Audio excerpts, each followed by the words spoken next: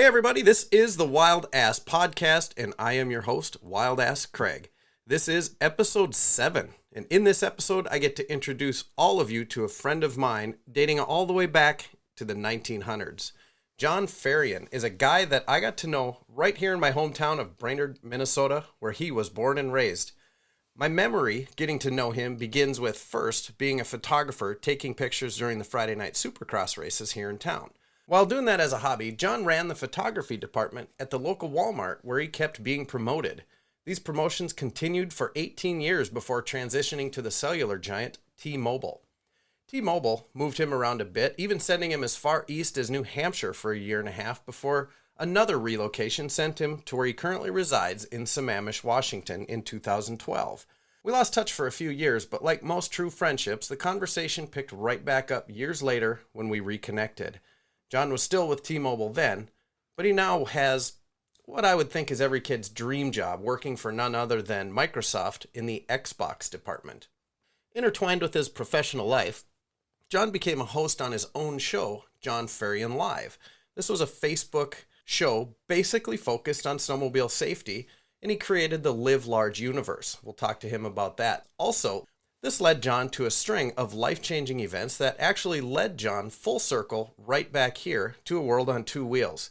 To get more on his story, let me introduce all of you to Jon Ferrian. Jon, welcome to the show. Hey, live large, everybody. How the heck is it going, Mr. Craig? It's going, like I always say, epic. Everything here is epic. Epic. I can't complain. Epic. Well, I like to tell everybody when they ask me how I'm doing, I'm like, well, I am just short of spectacular today. So. Well, how do we get you to spectacular? That's the question. Well, that's the goal. Like, we just kind of challenge everybody. It's like, if I'm not quite spectacular, but I'm just short of it, it kind of throws everybody off because everybody, the answer is like, oh, I'm doing great. No problem, right? But, to push it over the top and to get people's attention and to let them know I'm engaged in this discussion, I am just short of spectacular today, Craig. And look exactly what it did to the discussion here. So how you doing out there? Way out west, Sammamish, Washington. Tell us about where you live. Yeah, so Sammamish, Washington, it's funny because when you first see it and you read it, you're like, how do you say that word, right? There's a lot of words out here in the Seattle area, town names like Issaquah and Snohomish and Snoqualmie. And, there are actually a lot of local Native American names, whether it be the rivers, the towns, or whatever. And we're just on the eastern suburbs of the Seattle metropolitan area. It's kind of cool because we're in this, bedroom community, I like to call it, for companies like Microsoft and Costco and Amazon. Like, it's a pretty amazing place that if you had asked me, Craig, when you and I first met, and I was probably in my teens, would I ever end up in the Seattle market and, working for some, literally at this point, one of the world's largest companies, as you said, playing with Xboxes. That was a good intro. I like that. Every kid's dream job. It's like, yeah, would I have said that I would ever be here today doing this in Sammamish? Heck no. Like, honestly, I've lived a life of, this live large thing we'll get into later, exceeding all of my own expectations and dreams for my life, just trying to live my best life. So thanks. Yeah, absolutely. I think it's so cool to have watched the growth over the years and see where you're at, where you've become. I've been fortunate enough to come out and see you and hang out at your place. It seems like I was there for 3-4 days, wasn't I? Yeah, it was. I know you'd come out for a delivery. The product coming in in the port here locally, and you had came a few days ahead of time to make sure when you was ready to go, you were ready to go. So it was awesome to be able to host you. And the next promise you made, which you have not quite held up to yet, is bringing Renee out with you. So those who don't know, I'm going to throw this out there: is Craig's fiance, my wife Edith, and Renee are cousins, and so. We now, over the years, have got this family connection as well, kind of indirectly. So. Yeah, and it's crazy. And the deal was that I'm not allowed back until she comes. Unless Renee comes. Yeah. Exactly. So, I haven't been able to make it happen yet. Yep. So you guys, we got an open guest room ready for you guys to roll out here. Yep. I know when she listens to this, that'll give her a chuckle because I know we've both been trying to find the time to get out there. So we're looking forward to making the trip for sure. Perfect. So you brought up one of the things I was going to talk about, being married to Edith. Tell us about your family life. Your wife, you got a couple kids, you're living far away from family. Tell us a little bit about that story. Yeah, it's pretty interesting. And, I'm just going to throw this out there right up front is, coming from quote unquote, small town America, Brainerd, Minnesota, the same as you, I look back at my life now at 47 years old, and I think of, the opportunities that I've had with the idea that, willing to chase an adventure, right? And this, rewind back to 1993, I graduated high school. It was, I think, 95. I met my now wife of over 25 years, Edith Ferrian, used to be Edith Mudgett. And it's pretty amazing to think back of, 18-year-old kid, 19-year-old kid working at Walmart, kind of getting promoted within. And there was a moment in time where my wife and I looked at each other and says, like, well, are we willing to go for an adventure and to pick up and move? And, at that time, my wife and I both had what we considered at the time good jobs, good paying jobs, especially for the community that we were in. And for one of us as a team to make a conscious decision to be like, okay, yeah, let's quote unquote sacrifice, your job. We're going to let you leave your job so that we can pursue what's ultimately best for the team and the family, right?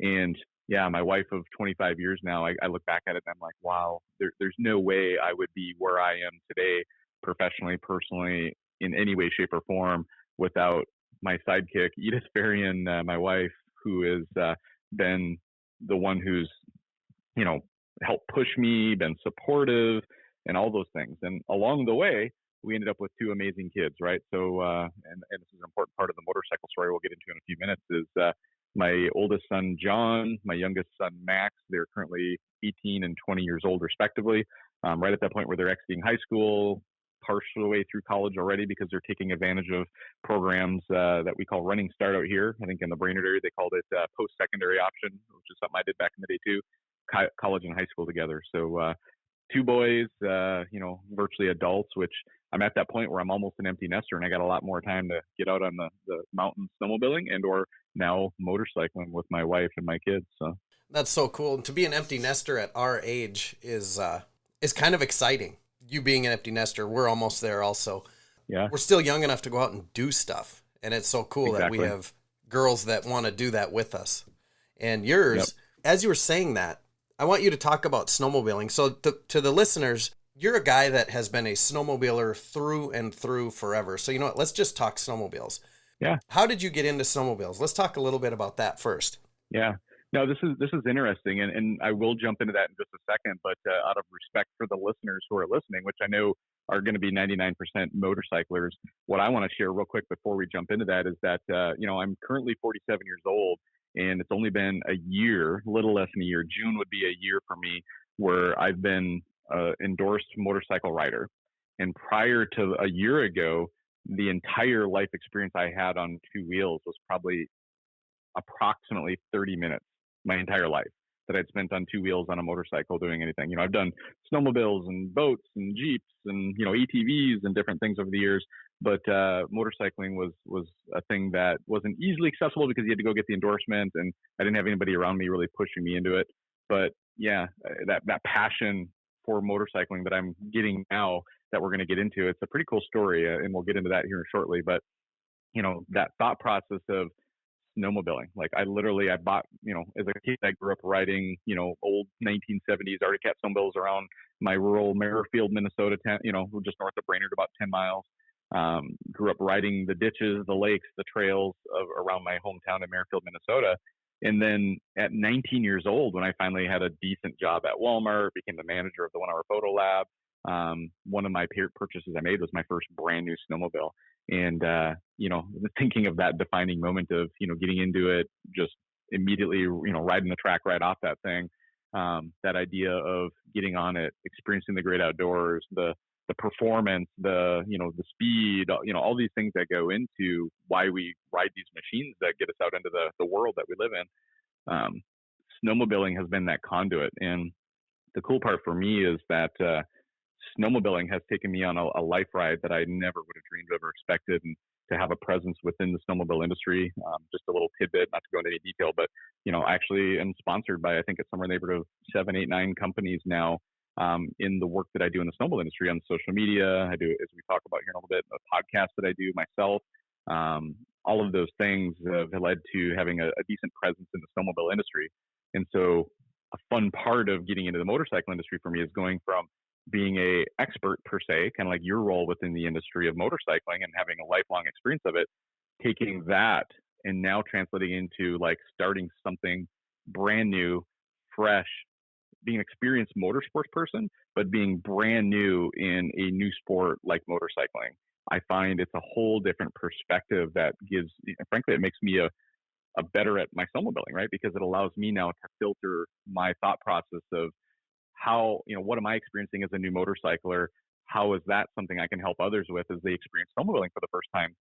And I think that's one of my goals for this show, this podcast, is not only to share my motorcycle experience, but encourage people to try different sports. Like if you've only been motorcycling your whole life, holy smokes, you're missing out on an entire beautiful winter world on snowmobiles. That it's a very similar experience in many ways. So we can talk about that later. Yeah, and I can attest to the crossover because, living here in Minnesota, I'm a snowmobile guy. That by far was always one of my favorite things to do growing up. So I was going to point out the fact that now you're the new kid and you're looking to the experts for help and advice. It's really a role reversal for what you're used to, which is awesome. Yeah, and it's really got me fired up, both snowmobiling and motorcycling to experience that, and add into it too over the almost same period of time, even a little bit longer, is Jeeping. So just, October of 2020, I think it was, I bought a Jeep and, been off-roading now too. And I'm experiencing being a newbie, a beginner in that as well. And again, the crossover of knowledge and experience and skills that you gain in one sport, there's a ton of crossover, but also then a lot of newness that really makes the whole experience super exciting to be on that other side of the fence of being the person learning instead of the person coaching and teaching. So it never ends, does it? I mean, no matter what you're doing, you can always learn more. So it's cool to jump into something that I would call a cool sport. Anything that we do is a cool sport that you don't know anything about, but you're not being discouraged to the point of wanting to quit. Absolutely. Yeah. So, having people in the sport that is willing to teach, train, help bring along, mentor, coach, and, educate. There's a ton of need for that, I think, in all of the sports that we participate in and too. And, having friends like yourself who motorcycle that, can give tips and advice, whether it be on gear or safety equipment or just the type of bike to ride and how you're going to ride it, and kind of getting people into the right items that, it's highly valuable to a point that I don't think we as humans recognize until we've been on both sides of the coin where we're doing it. But then on the other side of it is like we're learning too. And you see the full value of it when you get that full 360 view. Absolutely. Bringing new people in. So you're a new person, but bringing new people to the sport. When you and your wife met, was she a snowmobiler at all? Because I know Edith as this beautiful, timid, quiet, not real aggressive person. Now, I could be wrong. I guess Renee might laugh at me and go, no, that's not the case. But awesome. But you know what I'm saying, right? Is that the way she was? And now she's a snowmobiler. So how did you get her involved? Yeah, like reminder, I've been married for 25 years now. So Edith and I have known each other for a long time. And at the time that I met Edith was the first year or two when I had first bought my first new snowmobile back at 19, 20 years old. I think I met Edith when I was 20, I think kind of my mid-late 20s, or not 20s, but 20. And then by the time I was 21, just short of 22 is when we got married. So I got married, by today's standards, fairly young. And, when Edith grew up in Minnesota as well. So she had snowmobiled a little bit, but it wasn't really a thing of hers. And frankly, as I've experienced with a lot of ladies in all of these sports, is she got cold very easy.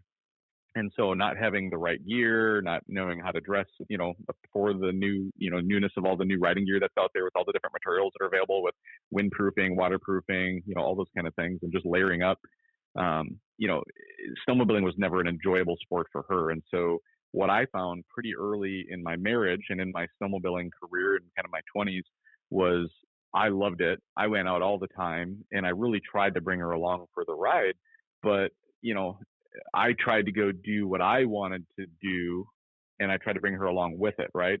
And by being somebody who's skilled at it, like think of motorcycling, right? If you're a skilled motorcycler and you're not going to pause, slow yourself down, take the time to mentor and coach somebody along the way, you're going to find really quickly that people are going to lose interest because they can't keep up. They feel like they're holding you back, and it becomes this burden.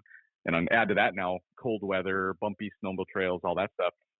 It simply wasn't enjoyable for her. And so, for many, many years, I found that the thing that I love to do, this is an important phrase here, the thing that I love to do took me away from the person that I wanted to be around the most, the person I love the most, right? And so I had this inner battle, inner conflict my entire life of, wow, chasing and pursuing my passion, whether it be snowmobiling, motorcycling, or whatever.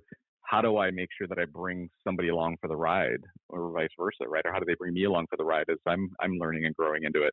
And it's this ability to decide, why am I riding, right? And if you asked me 20 years ago when I was early into snowmobiling, why do I ride then? It was about the excitement, the speed, the passion, the getting out there and going. And you ask me now why I ride, it's about the people, right? It's about the sense of community, the sense of network that you have, the ability to kind of mentor and coach and help people. In the snowmobile world, I am, like you would be in the motorcycle world, an advanced skilled rider in the motorcycle world. You are, Craig. For me, I'm still very much a beginner, but in the snowmobile world, I'm a highly skilled snowmobiler.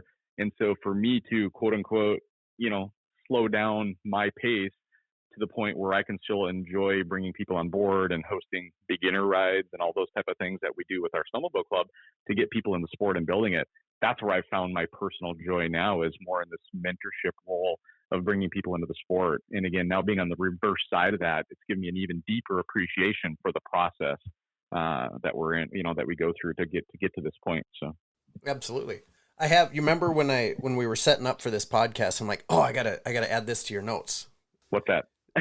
No, you remember me making that comment. I typed it in, and one of the things is that you are a guy that's always better with words than I am. So, and that's, I admit to that, but, and we've talked through this multiple times behind the scenes on various issues and topics, but your wording there is perfect. How, you get to go do what you love to do, but it pulls you away from the one you love. And that's kind of that's a dilemma for all of us, I think.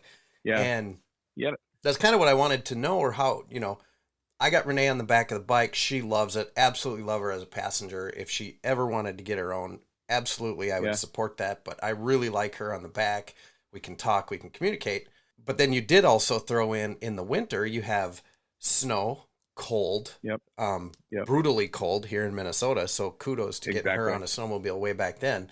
I know that's a little different where you're at now, but to get her on the snowmobile, how did you just basically found what she needed and fixed it? Or how'd you get her more involved? Yeah, no, good question. So, and sorry, I didn't answer that thoroughly the first time, but to take that and close it out is the idea that when we moved to Washington State, we get a lot of snow up in the mountains, but down at low elevation where we live, we're at 400 feet of elevation here in Sammamish. Seattle's at sea level basically, right? Because we're off Puget Sound. And so we here don't get a lot of snow and cold. Winter temperatures average at my house here is probably 35 to 45 degrees through the entire winter. We get cold snaps where it's in the 20s, once in a great while in the teens, but that's it. And so we don't deal with snow and ice and stuff here at home. And so when we go up and play, even when we're up in the mountains in the snow, in most cases, we're riding, Fahrenheit temperature, 25 to 35 degrees is pretty consistent. And so you don't have that brutal cold. Now, add to that, I got to tell you, Craig, some of the most spectacular scenery legitimately on the planet is the Cascade Mountain Range. Anybody who hasn't come up and experienced it, especially in the winter months when you get up there and all the roads are closed, the trails, everything's closed except for access with snowmobiling or skiing or however you're going to get out there. But seeing the backcountry at its best because it's covered in a blanket of snow. Sometimes you get lucky enough out here because we get a lot of snow. That means there's a lot of clouds and a lot of weather. So when you have those really optimal, beautiful days, there's nobody on the planet that if I could just pick them up and place them on top of a mountain in the winter out here in the wintertime, that they wouldn't feel like this was one of the most spectacular moments in their life, right? That's what we experience up here snowmobiling. And there's areas that people can Google called Mount Baker, Washington. Do some searches on that on the internet and you'll see we have some of the most spectacular views and scenery here on the planet. And so that, along with the warmer weather and the different type of riding that we do, where it's not just about how many miles you can put on, but more about the quality time in the backcountry with people, the community, being involved in clubs. And I think that translates into motorcycle clubs and snowmobile clubs, both the same. It's that sense of community. That's what's really pushed her over the top over the recent years. And I frankly have had to have a ton of patience when it comes to bringing her along, because frankly, I think that's where a lot of couples and just people in general, miss the mark, is they don't have the patience to bring somebody along at the pace that they're willing to come along. In my mind, Edith could have been a much better rider, much quicker had she been willing to push herself. But had I done that, she frankly wouldn't be there. And so I let her learn at her pace. I've created opportunity, encouraged her, cheered her on, been her biggest cheerleader. And the evolution of it now is that people around us that we communicate with in the snowmobile clubs and everywhere else through social media, they are all now like very in awe of her skill level, what she's accomplished. So now she has this sense of pride of being somebody in our community that people, especially other women, look up to, respect, respond to. And she's there just like me at the club rides, helping host and stuff too. We ride together, and we're getting other people involved in the sport. And I think there's a ton of parallels there in the motorcycle community as well that could be done through a bike club or getting together with friends and riding together. But if everybody, all they want to do is go race as fast as they can down a curvy road, guess what? You're going to intimidate a lot of people getting into the sport. And for me, I've gotten back to that point where like I ride whatever I ride because it's that sense of community more so than just the adrenaline rush. To me, the adrenaline rush and the excitement and the performance, that's the side benefit. Like that's the plus up, but that's not the root of why I ride. Well, and there's a couple things there too. If you're going to go do the adrenaline trip, the adrenaline trip with all the guys, you can do that, right? There's a time for that. You can take off on your sled. Yep. You can go do something different. And when you want to ride with your friends, or a different group of friends or a different community, there's a time for that too. So put it all together and it seems to work out well. So done good there. I have not seen a lot of your boys riding snowmobile. Do they? Well, that's interesting too, because when they were young and we didn't have the option to leave them at home, yes, we've included them since they were little kids in snowmobiling so that they could be part of it. And so since my boys were little, they've been riding kitty cats and 120s and then, mid-sized snowmobiles and, adult-sized snowmobiles later on. And, they always were kind of indifferent about it. It was never their thing, but they understood that this was part of being part of our family, but we didn't really force it or push on them or really push the envelope hard. And so at the point that they were finally old enough, kind of in their 13 to 15-year-old range, started giving them the option to choose if they wanted to come with or not. And they chose it wasn't their thing. And, as much as that broke my heart, at that same time that they were starting to pull away from it, my wife Edith was more getting into it. And so there was this balance for me where like, okay, even if the kids don't want to be part of it, at least I have my time with my wife and there too, and the family and the friends there too. And so we'd allow the kids to just stay back, just for the day. We'd go for a day trip and come back down and they'd be home, And then now we're at the point where for one reason or another, it's just not their thing. Like I've had 4 snowmobiles at one time where the kids had each their own snowmobile available, fairly late model new stuff that people in the world would just like drool all over to be able to ride. And here my kids are just kind of like, it's not my thing, Dad. Sorry. And it's, it's been tough. And so it's been hard over like, call it the last 5 years to figure out how do I connect with my kids also. Like I've got this bond and my connection with my wife around these power sports that we do, jeeping and snowmobiling and, and then all of a sudden, and this is probably a good time to make the transition is, how and when did I become a motorcycler, right? Is literally a year, it probably would have been April or May a year ago, almost exactly a year ago, maybe just shy of that. My youngest son, Max, we were inviting him to come out and go jeeping with us. And he tried it a couple of times. And it was a similar response to what we had with snowmobiling where, they tried it. It really wasn't their thing. It wasn't exciting for them and, all of that. And I was just constantly trying to like, well, geez, what can we do together that we enjoy together? Because, as a parent, like I want to do things with my kids, but frankly, there's things that they do that like I'm just not into, whatever. And I'm not going to be excited about either, but I want to spend time with the kids. So we balance it out. But at the point that my youngest son, Max, said like, yeah, maybe Dad, if I had a dirt bike, I could follow you around on the Jeep trails and maybe that would be fun. And it was one of those moments in times where I'm like, my initial reaction was like, really? Like, you would do that? He goes, yeah. I've actually been thinking about motorcycling anyway. I've been watching a lot of YouTube videos and I'm thinking like when I turn 18 or, when I move out of the house, I want to get a motorcycle and maybe, for expense reasons and just because it looks like fun, I want to get into it. And it's interesting because almost immediately I'm like, okay, like I don't motorcycle. I don't have an endorsement. I've never done it, but I've always had an interest in it, but I've never done it. We talked about it and it's kind of an interesting philosophy I'll share with you. I don't know. It's one of the things we've done with our children, through their whole life and fingers crossed 18 and 20, it seems to have worked out is we don't do a lot to shelter our children. Max and John are 2 kids. Yep. What we've done with them in life is we've allowed them to experience the world as it comes and explain it to them and teach them as parents whether it be little kids and watching a PG-13 movie before they were 13 or whatever it was. There's different things.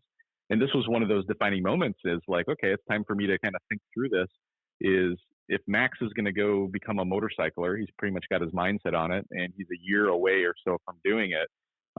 My initial reaction was we talked about it. We had the why behind it. And my initial reaction was like, yeah, I'm okay with that actually, but it's going to come with, a subset of guidelines and rules, and you're going to go through the endorsement safety classes, the MSF classes and everything. And as we were early on talking about it, Edith was the one who right away was like, well, if he's going to do it, it probably would be best for you guys to go through it together and just get 2 bikes. Because in my mind, we were like, okay, I'll buy a bike for him and he can follow us around in the Jeeps. And then Edith is the one who suggested like, well, maybe we should get 2 bikes and have both of us go through it. And so it was super cool, Craig, because it was legitimately Father's Day weekend, 2021, that Max and I went through our motorcycle MSF course, got our endorsements, we tested out, got our, permits, endorsements, all that kind of thing all at one time.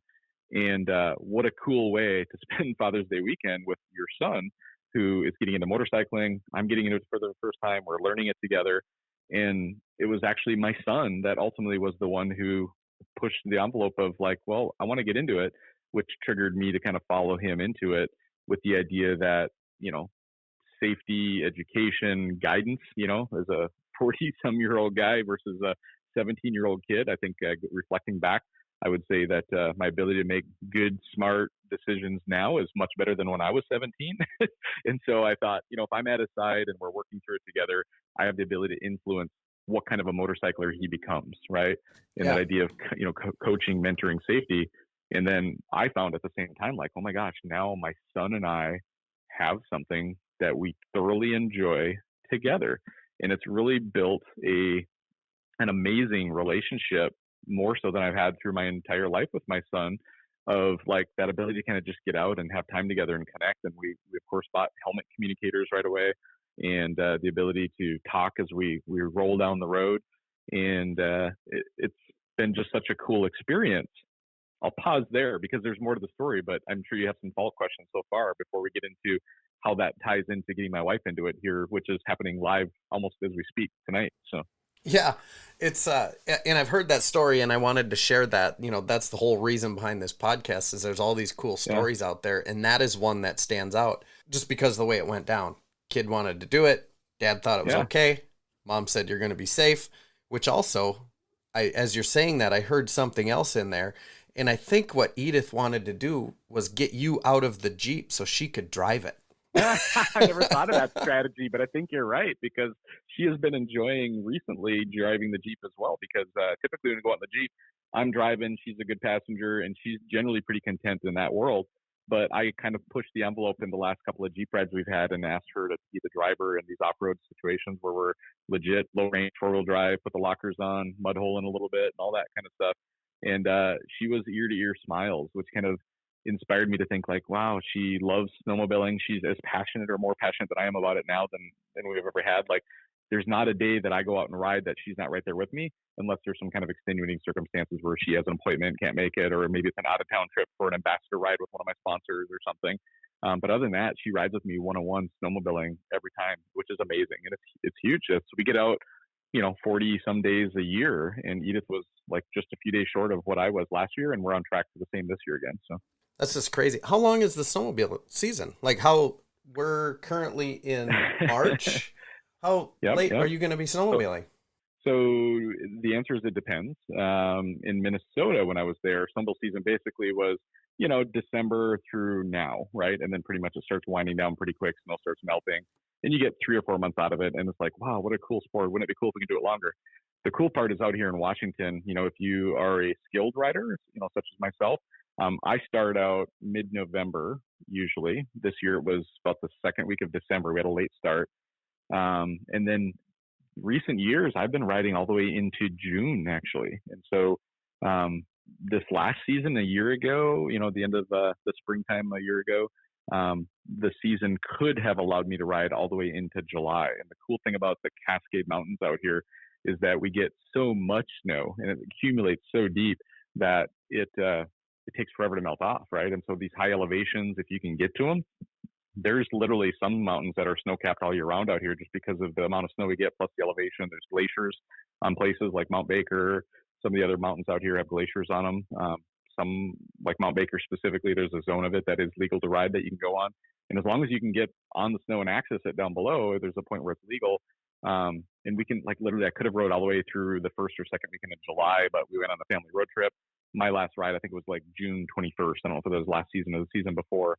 But, and again, the snow changes. It's spring snow conditions. It gets more challenging. You're riding a little gravel on and off because as it melts out, we're going to be wearing our skis out a little bit on the snowmobiles because it's on and off the gravel to access the snow. So, grooming ends the end of March here in a couple of weeks. But, the snow season will easily go on at least another couple of months, if not longer. That's just crazy. Because, yes, we went to dinner last night with some people, and we're recording this. Obviously, it is March, the 18th today on a Friday. So the 17th, we were at supper, and we'd asked, a buddy of ours and his son went snowmobiling that day. And it looks like there's nothing, but he said, you get in the woods and you can still cross the lakes, but we're running out of time quickly here, especially now it's in the 40s and the sun's out. So that snow's going away.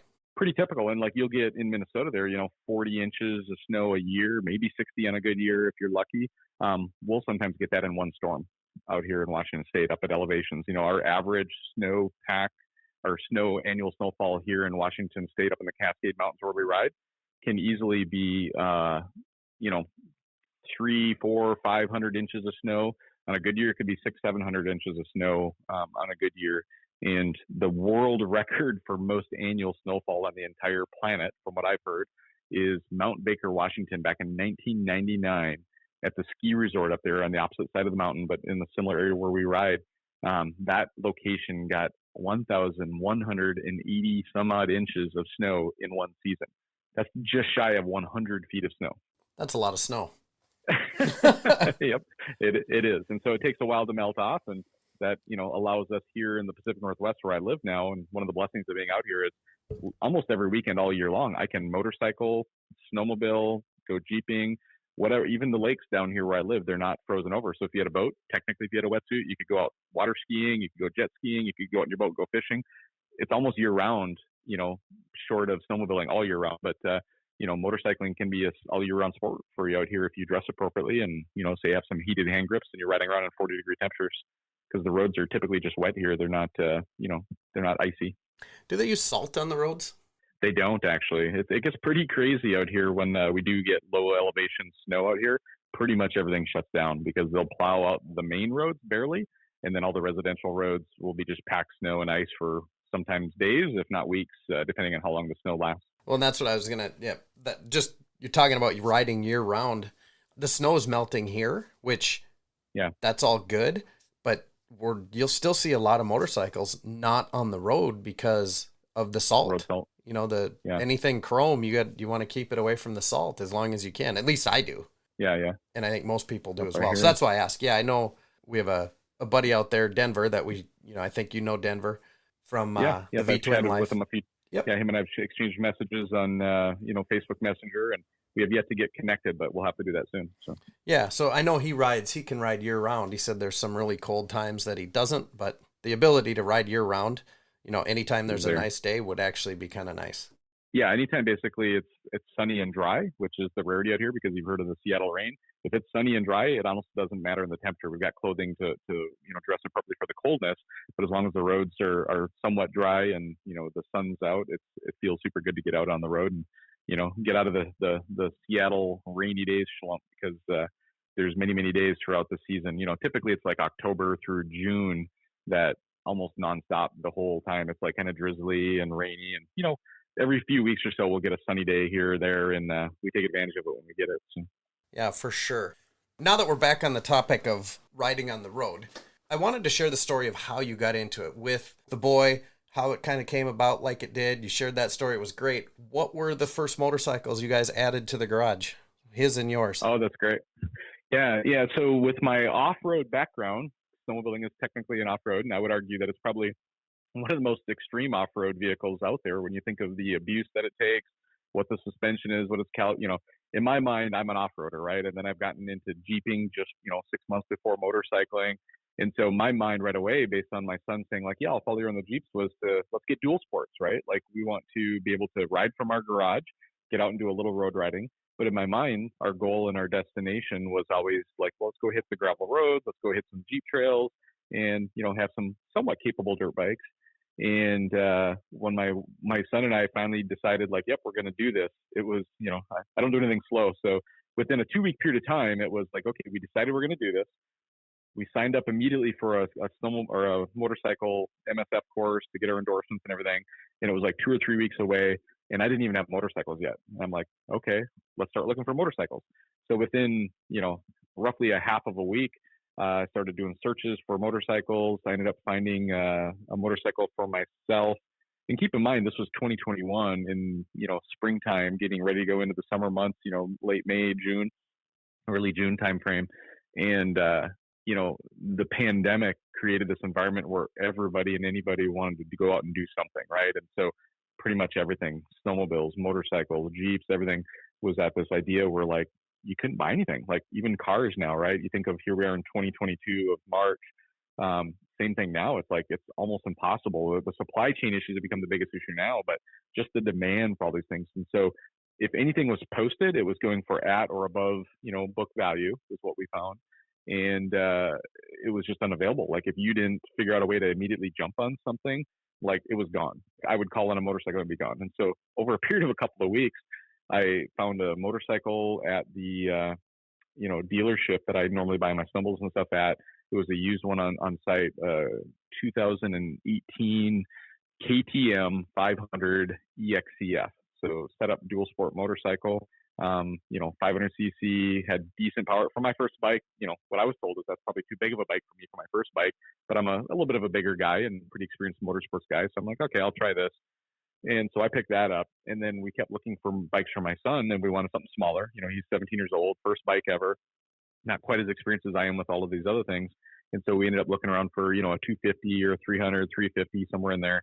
And one bike I was able to scoop up for him was a 2016 Yamaha 250R.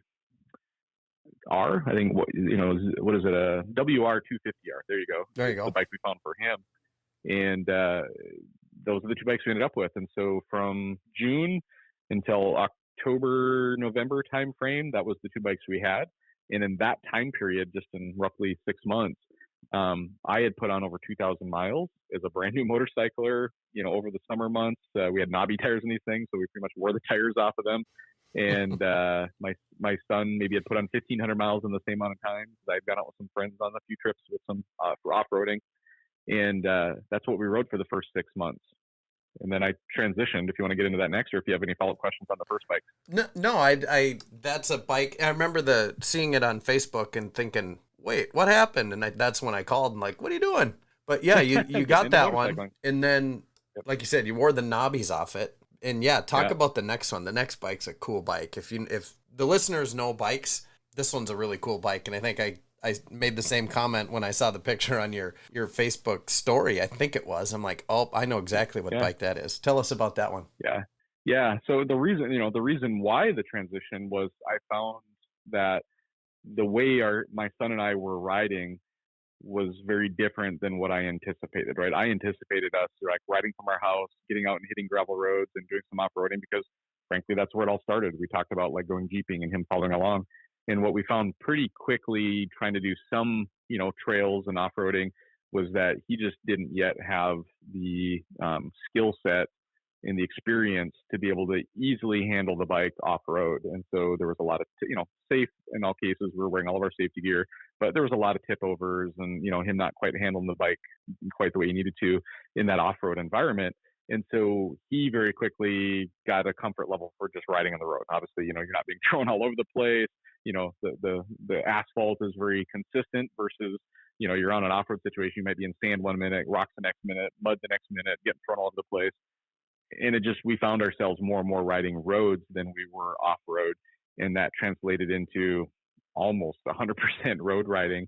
And I'm discovering along the way that I'm like, okay, this KTM EXCF that I had was great for what I bought it for, but that's not how I'm using it. And it frankly kind of became miserable because I was sketched out, just going through twisty roads in the corners, like, okay, is the tires going to hold?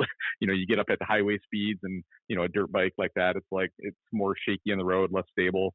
And had an opportunity to kind of just go out riding with a couple of friends and got on their bikes and tried different bikes and realized pretty quickly that, like, well, if I'm going to ride 99% of the time on the road, then I'm going to get a bike that's made for that. And so I actually at one point put up my bike for sale, my ATM, on Craigslist. Didn't get a lot of bites. I almost didn't really want to sell it because I liked the bike, but I was like, I put it up at probably what I thought was a ridiculously high price at the time, but I actually had people biting on it. And so I'd almost forgotten that it was out there because it had been out there for a couple of weeks. And then I had a message from somebody, not too far from me, about 30 minutes away from me, asked me about it. And I'm on a snowmobile expo heading back across the state, got on the phone, talked to the guy and, chatted to him about it. And he asked me like why I'm getting rid of it. And I told him based on what I just told you guys. And he says like, well, I actually, and I told him I'm looking for a different bike. He goes, I actually have a different bike that I'm looking to get more into what you have. You might be interested in what I have. Right. And he told me what it was, and I'd never even heard of it. Like I'd heard of the name Husqvarna, but I'd never heard of a Smart Peelin 701. Immediately when I think of Husqvarna, I think of like what I already had, which is dual sport bikes or dirt bikes, right? I think of a chainsaw. Well, that too, but motorcycle related. Yeah. I'm thinking like, I'm picturing a bike like what I have, but in white. That's in my mind what it is, because those who I'm sure most know, Husqvarna and KTM essentially are the same company nowadays. A lot of parts are interchangeable. Motors are almost the same and everything else. And so when he said Smart Peelin 701, I couldn't picture what it was. So I quick Googled it and looked it up. I'm like, holy crap, that's a sharp bike. But I knew nothing about it. And as I did a little research, started watching some YouTube videos as I'm traveling across the country. By the way, my wife was driving. I was in the passenger seat. That's what we all say. Yeah, I was actually, and so I'm over here like researching this bike as we're driving across the road. And I'm getting excited about it because I'm like, holy smokes, this is a bike that mostly is made for the road, but it's got aggressive enough tires that if I want to take it up in the mountains on some forest roads, it's capable of doing it. It's got some adjustable suspension, and holy bike, that's a sexy, holy crap, that's a sexy bike is what I was thinking when I looked at it. And I got home like that night. I actually loaded up my bike in a trailer, ran over to the guy's house. We looked at each other's bikes and kind of got excited about it. And over the next few days, we ended up legitimately doing an even trade. My bike was more expensive retail value. His bike was less retail value, but my bike being older, his bike being newer, lower miles, we came to the agreement that like, well, let's just do a trade. And we did. We went down to the DMV, traded titles, so we got it all taken care of. And since then now, that was probably October, November of 2021, I bought the bike with about 700 miles on it. And I think I'm now over 2,000 miles again already over the winter. So just since, the winter months here, I've already put on another, whatever amount of miles it is, 1,500-ish, give or take. So yeah, that's cool. And then the 701's a single, right? It's not a twin cylinder yet. It is. It's basically the same motor as like a Duke 690, a KTM Duke 690. It's a single cylinder, 692 or 3 cc, 75 horsepower, I think 55 foot-pounds of torque, 350 pound bike, naked bike, super cool looking. And, for me as a new rider with traction control, for not flipping over backwards doing wheelies and, analog brakes and all that stuff too, it was an upgrade for me of what I was riding. And for the type of riding I'm doing, it's been an amazing bike, right? So right now it's, go out for an hour to 3 hour ride, a lot of roads that are 35 to 45, sometimes 55 miles an hour roads around me. If I want to get on the highway and, haul butt down the interstate at 70 miles an hour, easily can do that. It's a nice smooth bike, but also if I want to take it up on some forest roads this summer, it's capable of doing that. But I'm finding it's definitely, in my opinion, more of a road bike than an off-road bike. But it's an interesting combo, and I frankly love that bike. It's been super fun, amazing. But I can see that if and when we get out on the road for some longer trips, I could see the need for a more of a cruiser style bike or something that's a little more comfortable for longer rides. For sure. The one thing about that bike, or one thing about your story, it's funny that, I think it's the same in snowmobiling. You'll have to tell me because I don't even know this detail, but there is literally a motorcycle for every specific thing, right? So, like you explained the two, both of them are very cool bikes. The KTM was an overly capable dirt bike.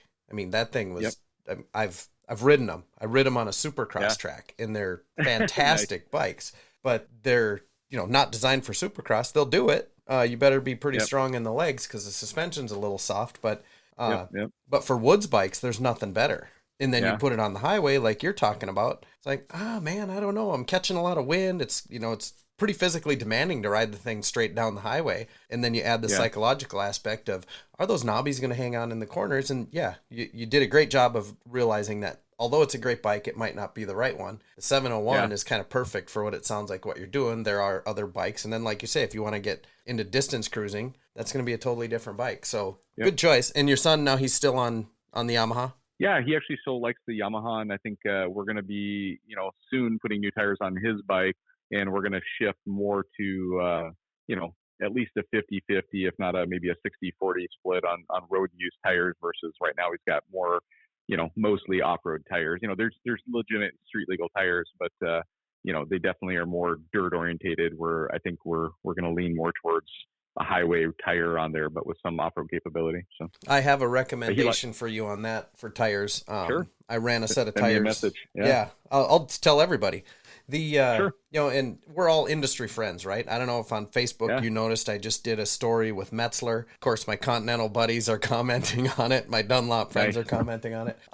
So on the Harley, I run the Metzlers, but on the BMW, if you can get the Continental tires for that Yamaha, I don't know if they make that size because I'm not a tire guy, but I have the TKC 80s. No, the 80s are full knobs. I have the TKC 70s, and I don't know if you remember the videos of me doing the BMW stuff on Instagram. These tires were on that bike when I did it. So they're TKC 70s in the front. It's a mostly like I'd say a gravel road type tire, but you can rail the pavement corners on it. Very cool. No worries at all. On the back, I have the TKC 70 Rocks, which is like it's their new version of the 70s. They still offer the 70s, but the Rocks has a block layout kind of in the middle, so it'll actually grab sand. And there's one video I did on my Instagram, you can find it, that if you see the sand I went through, it was with these tires. Yeah. They're completely capable. They'd be perfect for your son. When he wants to hit the road, he can go through sugar sand with them, which I'm guessing he's not going to do. But if he has to, these tires are going to work. They're not the best for all off-road, but great for pavement and off-road. I highly recommend them. And gravel. I think mostly we're going to be just hitting like gravel roads and maybe some trails and stuff too, but definitely not like legit dirt bike stuff. We've kind of discovered that's not our thing at this point. So so that'd be my recommendation for a tire to make that. It just matter if you can get the size or not. But great tires. Very cool. Very cool. Your dealership can get them. Let's see. Similarities between snowmobiling and off-road motorcycling to road motorcycling. Anything, stand out that's like, this is a lot the same other than the people? Yeah, I think, the similarities that I've seen between, frankly, a lot of these power sports that we do and why we do them and all those things, for motorcycling versus snowmobiling, and the similarities I have is it's really fully, completely maximizing the experience that you have with the great outdoors.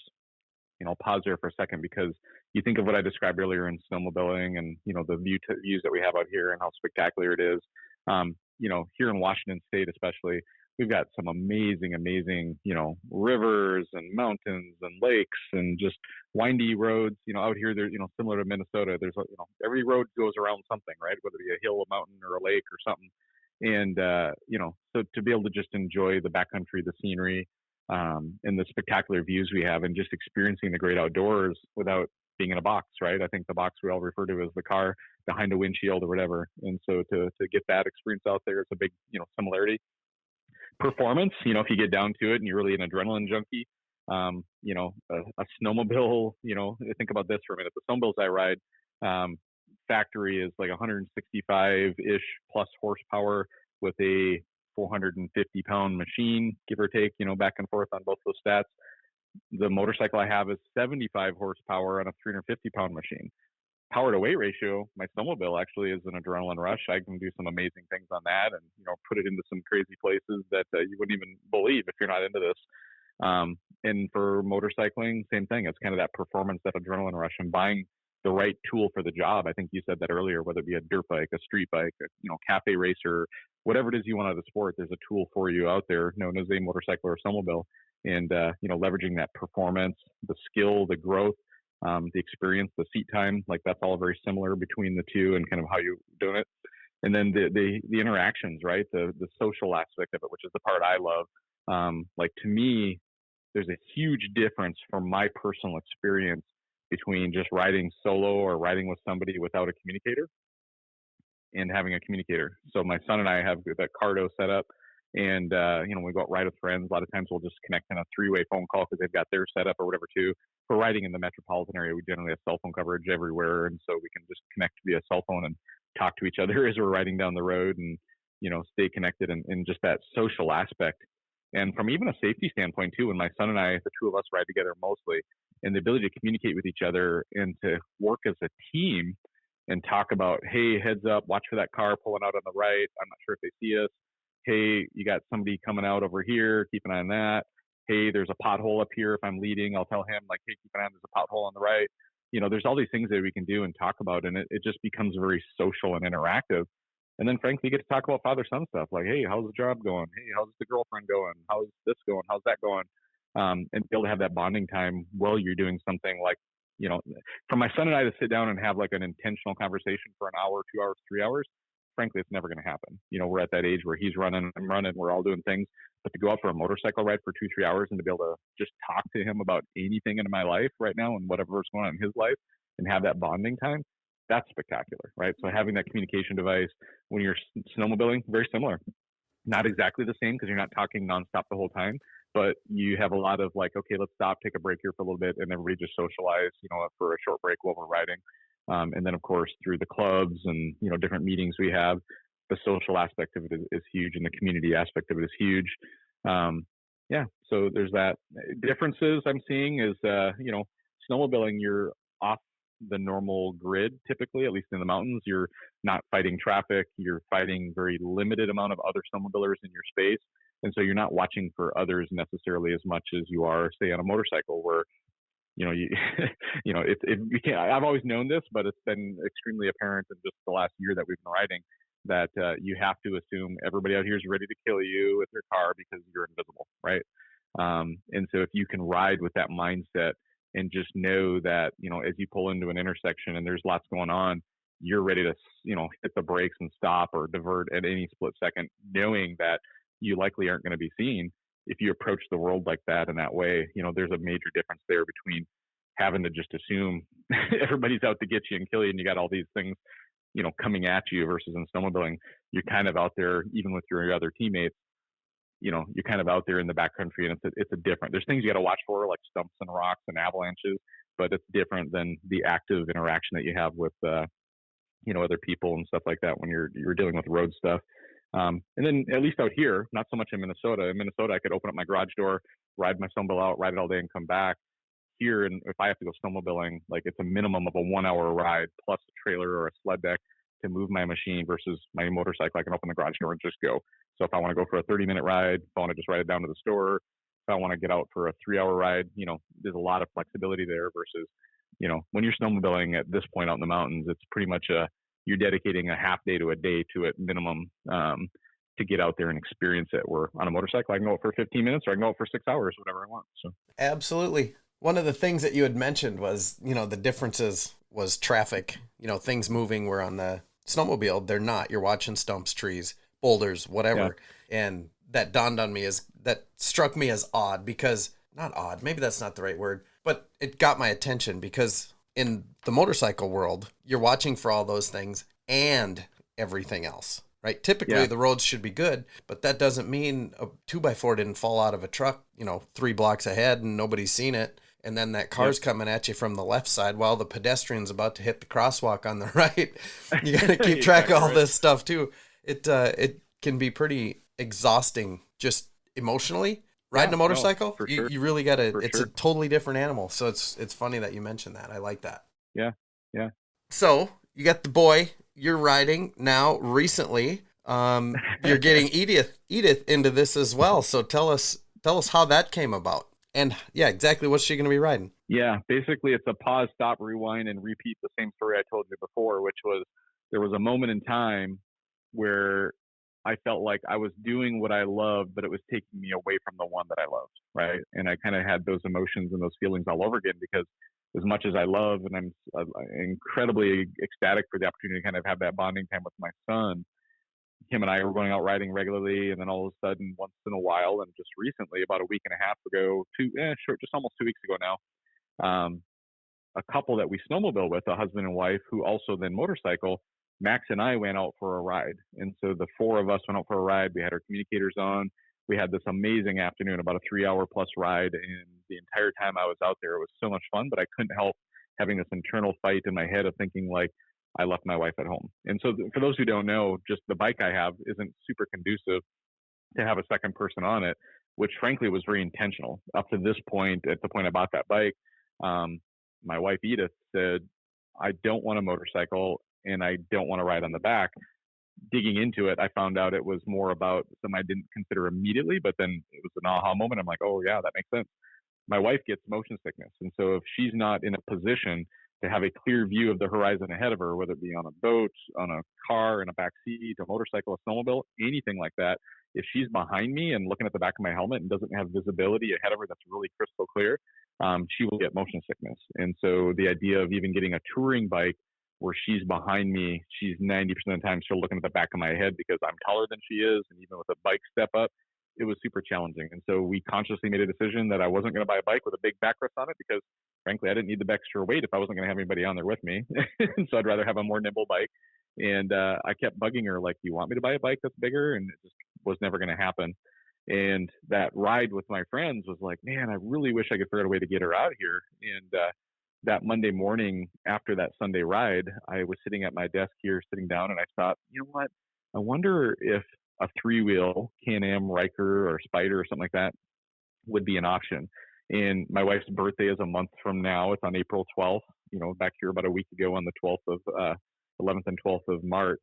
I got this brainstorm. I'm like, okay, I'm going to call down to my dealership. I'm going to check and see what they have. I've got looked on their website, and they had one of these Can-Am Rikers, which is their smallest version of their 3-wheel vehicles. It's a fully automatic vehicle, 3 wheels, 2 in the front, 1 in the back, single seater, small, lightweight for her to be able to ride. Power-wise, plenty of power, but not super intimidating.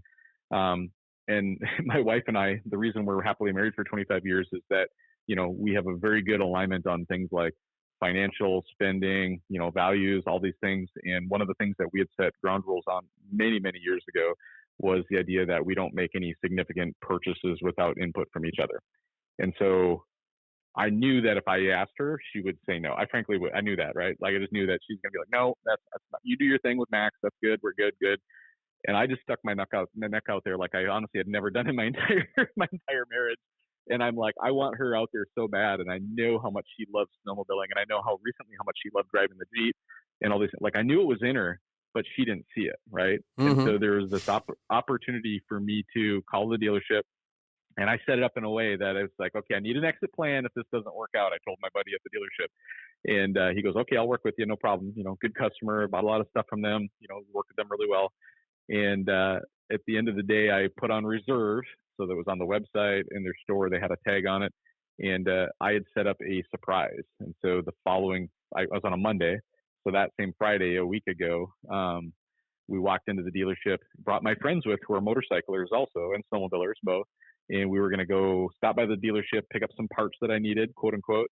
And then we were going to go to dinner and, all that. We went down there and walked in there, and I secretly had set it all up, and I had my little phone and my camera recording, and I recorded her experience stuff. And we walked over to the motorcycle section, and there was a Smart Peelin 401, or maybe just a Peelin 401. I don't know if it's a Vit Peelin, Smart Peelin, but it was a 401, a smaller version of my bike, basically. And I was like kind of joking around there, like, oh yeah, Edith, you should check that out. Like she goes, no. Like you could just see it in the recording. She didn't know she was being recorded. And it was hilarious because like you could just tell she was going to have nothing to do with the motorcycle. Like it was in her, and she's like, yeah, no, like let's just go get your parts and get the hell out of here, kind of thing. And so I finally was like, oh well, what about 3 wheels? Maybe like a 3-wheeler, right? And so we went over to the Can-Am Rikers, and right on this Can-Am Riker there was a sign on the front of it that we walked right by that she didn't even notice the first time. And we walked up to it, and I was recording, and I go like, oh, look, what? And she saw the sign. She looked at me, and she's like, did she's just stuttering. Like, she's like, did you buy this? I go, it's for you. And so there's a video, again, on my Facebook page, there's a video. And so like, Edith is not somebody who does surprises well. And so she was more caught off guard, didn't know how to react. Like, so the first like 5 minutes of this, or several minutes of this recording anyway, I honestly couldn't tell, knowing her as long as I've known her, I couldn't tell if she was mad or happy or indifferent, or like, I just couldn't tell because she was having different emotions. And finally she was like, okay. And she started warming up to the idea, sat on it, and then was like, well, let's take it out in the parking lot and give it a test ride. And before the test ride was over, she was smiles ear to ear and going like, hell yeah, let's do this. Right. And so it comes down to this idea of like knowing her and how she processes things. I knew if I had just asked her or encouraged her, like it never would have happened. And so I had to come up with this like, scam, if you will, to get her on board, surprise her with it, a little bit of a shock value with her, and then have her help her realize there. And so this following week now has been amazing because we've been watching YouTube videos, we've been doing research. She's excited about color coding it and accessorizing it with, if anybody knows, Skidoo stuff, Can-Am stuff, they're super, like they have all these accessories that pop on and off. They have this link system that's there. And so it's super quick and easy to just change the look of things, the luggage and things, a second seat if you want it, accessories like galore on these things. And you can totally make it custom and make it your own. And same thing with our snowmobiles, same thing. She's got all kinds of custom graphics on it and stuff. And so she's totally on board and into it. And we're actually legitimately tonight, as we're recording this on March 18th, Friday night, we're going down to pick it up. I've got my trailer, my truck set up, ready to go. We're going to go down and pick it up, throw it in there.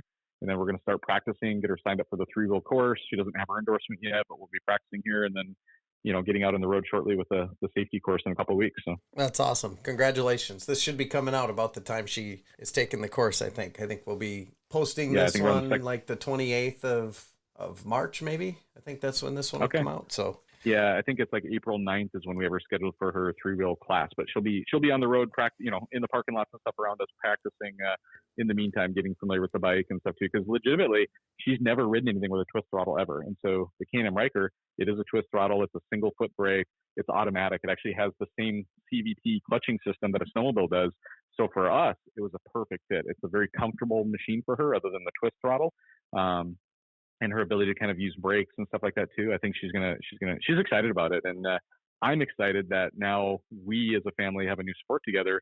And I haven't even told you this yet, Craig, but like that moment last weekend of, us getting together, my son, Jon, the oldest one, who's not been involved in the story at all because he kind of was in the same boat. We're like, I don't know if motorcycling's my thing. But he heard that the 3-wheeler was coming, the Can-Am Riker. And then that actually pushed him over the edge. And so Sunday afternoon last weekend, I spent probably about 3 hours with him, getting him on my other son's motorcycle, that WR250R, for the first time. And we were, we had a long driveway, so we were driveway riding. We went over to the school parking lot next door, and he is now excited to start learning how to ride motorcycle too. He probably will start out on the Can-Am Riker like my wife and kind of build up to it. But we may have an entire family of motorcyclers now, and it's that constant transition of us loving the crap out of each other, wanting to be together, spend time and quality time together. It's that social aspect of the sport that, to me, a motorcycle, a snowmobile, a Jeep, whatever it is, those are just the tools for us to be able to spend quality time together and really experience adventure together, which is different than just sitting around, watching TV together or whatever it is. So it's literally getting out to the great outdoors, experiencing life to the fullest. Live large, right? Right. So let's talk about that. That's awesome. Way to go, Jon. Welcome to the community. That's my next thing. So we've gotten to know your background. We've gotten to know you personally. Tell us about LiveLARGE Universe, how this started, what it is. Like I think I mentioned in the bio or in the notes at the beginning, it's basically up until now. It's always been up until now, up until recently. So maybe the last 6 months. Yeah. Snowmobile focused, safety focused, a lot of avalanche education stuff. Tell us about the LiveLARGE Universe and what that is. Yeah, sounds good. So, for the respect of the viewers, I'll keep this part relatively short and sweet. But, I think an important thing to know about me, if you follow me on social media or if you want to know kind of how I pick, I've kind of coined this like slogan in my life that I've turned into kind of, it's actually a merchandise line and everything, right? And, you and I, without going into a lot of detail, that's something that you and I worked on together for a while when you owned the t-shirt shop still. You were a big part of helping me kind of kick this off and moving it. And I think I give you credit. I don't know if you remember that or not, but I give you credit for saying out loud at one point, Jon's created this LiveLARGE Universe. And I'm like, that's got a ring to it. And so LiveLARGE was already a thing, but I kind of threw, the LiveLARGE Universe, at the end of it based on something that you had said at one point. And, I've done this show called Jon Ferrian Live that's transitioned now into LiveLARGE Universe. Been on Facebook, been on YouTube, safety and education, but just helping other people tell their stories, very similar to what you're doing with this podcast. Wild Ass Seat Cushions, the amazing work that you're doing within your community is similar to what I'm doing in my community. It's like helping others tell their stories, getting people excited about the sport, doing it in a fun, safe, responsible way, teaching people the right way to do things, right? And, but when you get down to the fundamentals of what Live Large is and why that tagline means so much to me, it's really this. And I tell everybody, Live Large, there's 3 bullets here that are sub bullets that really is what Live Large means to me. And it's live life to the fullest, make the most of every day, and make a difference to others, right? And so go back to the beginning, live life to the fullest. Man, like all these things we do, snowmobiling, jeeping, just living our best lives and making the most of all of it. That's the second part, is like make the most of every day, right? It's God bless, it's easy when you have an amazing day, and to make the most of it, like that's awesome when everything goes perfect. But it's like, what about those moments that maybe you're out snowmobiling, or maybe you're on your motorcycle and you have a flat tire? That's happened to me. Like on my KTM dual sport, I got a flat tire one time when I was out doing some trails with a buddy. We, hit a sharp rock, punctured the tube in my tire. And, now the adventure became, how do we get it out? How do we communicate with someone to come pick us up? Like, again, it's like, you just tell yourself that, like, oh, I have a flat tire, my day just completely went to crap? Or do you make the most of every day and just continue the adventure, but in a different way, but have that mindset of being open to, wow, I'm just going to roll with whatever happens, and, make the most of good and bad days, right? Is what it comes down to there. Absolutely. And then make a difference to others. Yeah, make a difference to others. And I think of what you're doing with this podcast, you're helping other people tell their stories. You're helping other people in the industry hear these stories, and you're making a difference in people's lives by introducing them to new network contacts, getting their name out there, whatever it is that everybody's got their angle on it. But, how do you support and help and educate and partner? And I think I see that as a big reason why Wild Ass Motorcycle Seat Cushions has been successful, is you're not here just selling a widget, right? You're here as part of the culture. You're here as part of the industry. You're trying to network and help and support people. And I love, I've never told you this out loud, but the fact that you go to these motorcycle rallies and your product is on seats of your peers and your partners who are selling other products on their bikes. Like I've heard you say, I don't know these companies, but Clockworks and whatever these other companies are that you guys have, that, you partner with each other because you truly have the idea that this is an industry that we all love, that we want to be part of, and we want to see grow and people to be part of, right? And so for you, whether someone walks up to your bike and sees the accessory seat of yours, or if they see an accessory windshield or lights on their bike or whatever it is that's going on, you now are a resource for them to say, oh yeah, my buddy over here at Clockworks, go talk to them. They'll get you all set up. Tell them I sent you, right? And you now are helping grow Clockworks business. You're helping that customer get what they need. And that customer is going to remember that. And when they come back and hear and see Wild Ass Seat Cushions, they now know that they've got something there too. And so I forgot to tell you, and I don't even realize it because it's so comfortable I do all the time, but my office chair, you had sent me at one point a Wild Ass Seat Cushion, and I stick it in my office chair cushion, and I sit on it every day for about, 8 hours, 10 hours a day.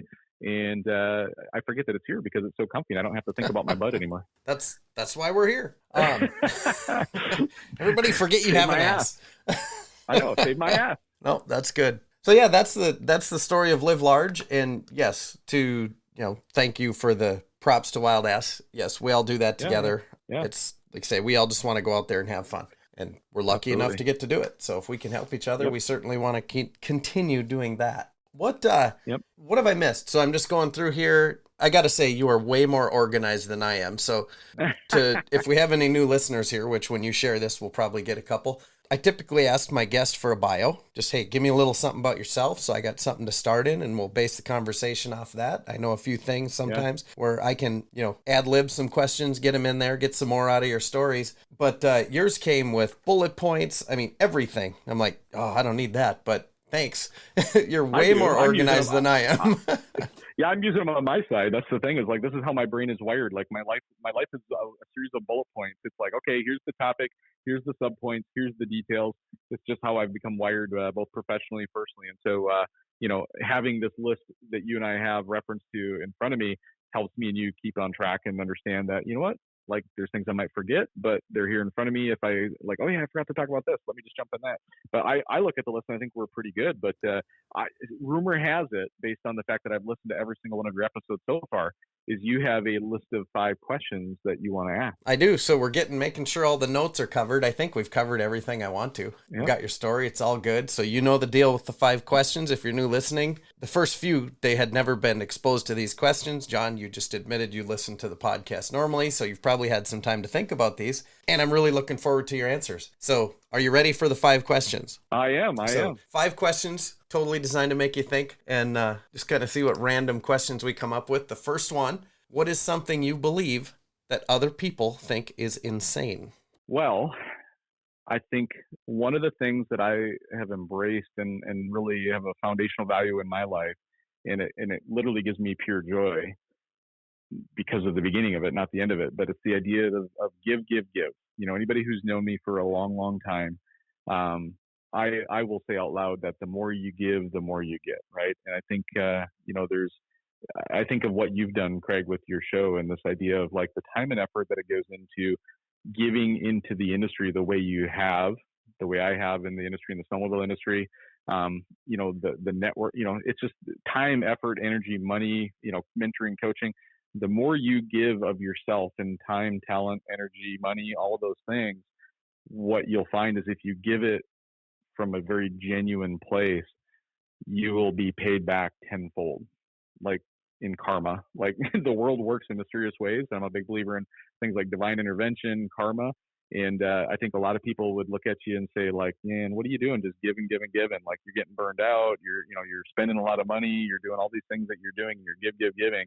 And what people don't realize is that I get a lot of personal satisfaction out of that to begin with, which is really the core of it. But what you realize really quickly is that if you genuinely give from the right place and the right mindset, you ultimately will be the beneficiary of a tremendous amount of blessings in your life, and I've seen it myself, whether it be 25 years of marriage to, in my opinion, a little selfish here, highly successful 2 kids that are now 18 and 20 years old that just are amazing, turned out way better than I ever did at that age. A professional career. Think about it. Some dude from Brainerd, Minnesota doing what you're doing, like what you've done with your life. Same thing here. Like, I was not set up in a life where I was set up for what I'm doing today. Like it literally is something that by just my philosophy of giving and my time and energy and finding value in that, has put me in a place where now I, am an account executive working for Xbox, working for Microsoft, making good money in a great place and a great company with lots of benefits. And, again, it's never been about like chasing the money or the dollar or the title or whatever it is. It's this concept of give, and good things happen. Karma comes back to you. So people might think you're crazy if you give a lot, if you're a philanthropist, you're donating your time and energy. Like, how do you do it all? I get that question every day. They think I'm crazy. Like, how do you do it? But what I find is it gives me energy and I get a ton of fulfillment out of it. Absolutely. Great advice too. So next question. Now this is going to refer to your world on 2 wheels now. This could be an investment of time, money, energy, or any other resources, but what is the best or most worthwhile investment that you have made when it comes to your world with 2 wheels? Yeah, it's an awesome question. And I love the answers everybody's given along the way. And I've had to think about this one too, because my time on 2 wheels has been extremely short in the big scheme of things. And I think of like, what has been my biggest investment that has made my life on 2 wheels the best it can be and what I've experienced so far. And an answer I don't think you'll expect, but here it is 25 years of investing into my spouse, my marriage, my life, to put in a position where I've got a supportive, amazing wife who's willing to support what I do and to have adventures. It's put me in a position where she supported me in my career to where I can financially afford to buy a bike. But investing in my marriage and the relationship in my life and those 5, I've told you this, but I'll go super quick, but there's 5 things that I prioritize in my life, and it's God, my wife, my family and friends, my job, and then my sports, whether it be snowmobiling, dirt biking, jeeping, or whatever. It's way down the list, right? And I think by prioritizing those things in the right way and investing in my spiritual, mental life, right? My wife and my kids and all those things in my career, because I've focused on all those things ahead of time, but mostly on my wife and my marriage of having a successful life, that has allowed me to experience the life that I'm experiencing today that frankly has put me on 2 wheels, because it was actually my wife's idea, like, hey, you should buy a second bike, go out riding with your son. Like if she hadn't said that, there's no way I would have done that. I would have just bought a bike for my kid. We would have talked him how to ride and he would have went on doing his thing. it was really her that inspired that conversation. So investment in the marriage and my wife has been the best investment in every part of my life, including motorcycling. Cool. So what would be the worst advice you see or hear or have seen or heard so far when it comes to motorcycling? What's the worst piece of advice that you've gotten? This was probably, to your point, I had read these or heard these questions before and I jotted them down. And this is one that didn't just jump out at me as it's super obvious. What I would say is that I don't know if it's advice as much as just an observation, right? It's like, what I see people do and experiences. I think this, I'll share a personal experience I had literally, I think it was, what day is today? A couple days ago. I think it was Wednesday night. I went out for a short motorcycle ride, just to kind of get out on the road, enjoy some sunshine and go out there. And as I'm riding down the road, I'm, content to follow traffic and the speed limit. And some dude on an adventure bike comes up behind me, unbeknownst to me. And he just, out of nowhere, I didn't see him coming or whatever. He passed me in my lane just as I was about to swerve over into where he was at. Right. And there's this moment in time where I'm like scared because I'm like, holy crap, I didn't even know he was there, first of all. And then so here's the thing is that guy probably made some assumptions about me. I don't know what they were, right? But he decided it was okay to pass me in my lane well within my level of comfort, that he was way too close to me, because I literally felt myself starting to maneuver his way as he came by me, and I scared the crap out of me. Just the fear of that alone would have potentially caused me to have a wreck or an accident as a newer rider. And I'm just like thinking, be kind, be gentle, like, whatever. It's like, it's this idea of, what advice I get. It's like the idea is like, you don't, and this is life advice, right? It's like, you don't know where people are at in their space, right? It's like, people might have just had their mother die and they're out for a ride. Maybe they're a brand new rider and you're just making an assumption about them that they're a, horrible rider, a bad rider, or they're going too slow or whatever it is. And, you don't know what you're dealing with, right? And so just be thoughtful of everybody around you. It doesn't matter if they're in a car or on another bike or whatever, as you're coming into the sport. I put myself in a position in snowmobiling where I'm mentoring and coaching a lot of new people coming in, and everybody's at a different level. And so, again, I don't know if this exactly answers your question, but I just, what resonated with me was this idea of like, wow, we all have an opportunity in our lives to make a difference in somebody else's life. And something as simple as that guy's decision to kind of like come in my lane, cut me off, scare the crap out of me, like that could have changed my life forever right there and then. And so I think, whether it be advice or decisions that we make in this industry, be thoughtful of who's around you and just know that everybody's in a different space and a different place. And as a new rider, like there's nothing better than someone who wants to come over and have a conversation about my bike or just come over and say hi. And I think that's the true community that's there.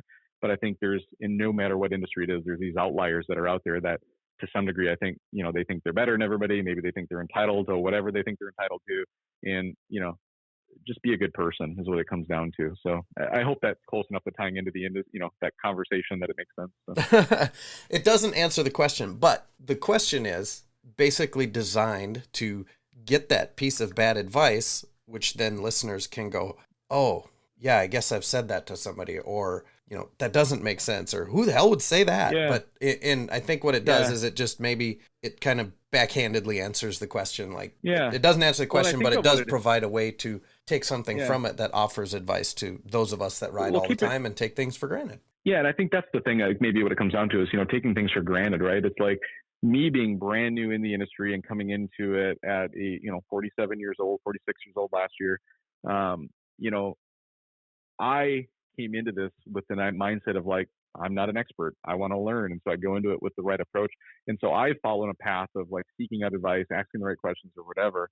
But I think in general, people, I've heard answers that everybody gives on your previous shows, and I think they've all been great answers. But I don't know that I have the experience to, say like, oh, industry advice and what are people saying? Because, frankly, I don't have that long history of what's going on in the industry. Right.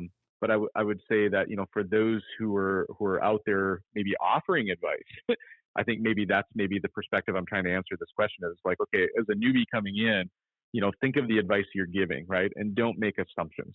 Go into it with an open mind, a kind heart, be kind, don't just cut somebody off on the road and flip them off for no reason, because you were making an assumption about them, or in your mind, you're like, they're not worthy of being here, or whatever it is. And so, it's for me, that was a tough one to ask because I don't have the ton of experience there, but I guess that's my final thought on that topic is, Sure. as you're giving advice, be thoughtful that everybody's in a different place as they come into the sport. So Yeah. Okay. Do you have any requests or any asks from my audience? absolutely. So you all heard what Live Large is, and I would challenge everybody here to take a moment and actually reflect back on that. Maybe even rewind it and listen to it again. But it's that idea of live life to the fullest, make the most of every day, and make a difference to others. Right? I think there's a big theme here throughout this entire broadcast that you're going to hear from me of like investing in time and effort and energy into helping others makes a big difference. And as you do that, living your life to the fullest, my follow-up advice is, or my ask is, get out there and try something new.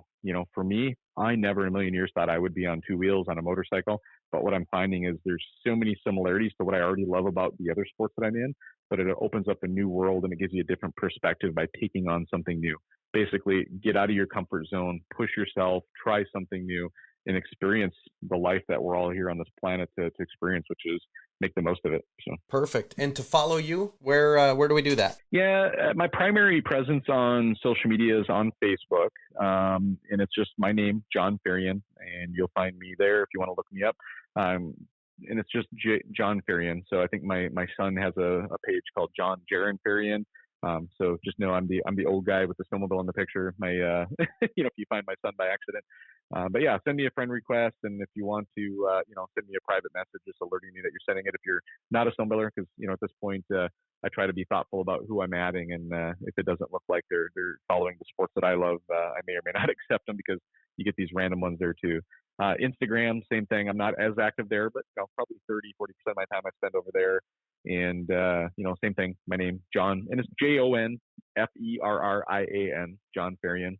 And there, and where else? YouTube. You can actually find my YouTube channel called LiveLARGE Universe. Mostly what's there is my podcast around safety and education in the snowmobile world. Got a few episodes out there over the last year on jeeping. Haven't done too much on motorcycling yet, but I'm eager if somebody hears this and they want to reach out and they want to do a podcast on motorcycling and tying into some kind of an educational piece or life lessons learned or something like that. My goal with my show is always to educate whoever's listening. I want them to walk away feeling like they learned something or have a takeaway type of thing.